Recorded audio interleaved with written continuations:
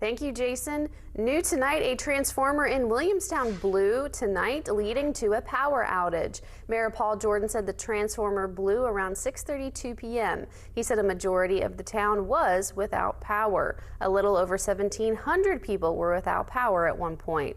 The Williamstown game against Parkersburg had to be moved to PHS as a result.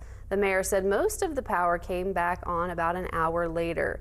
No outages are now reported on Mon Power's website. Vienna residents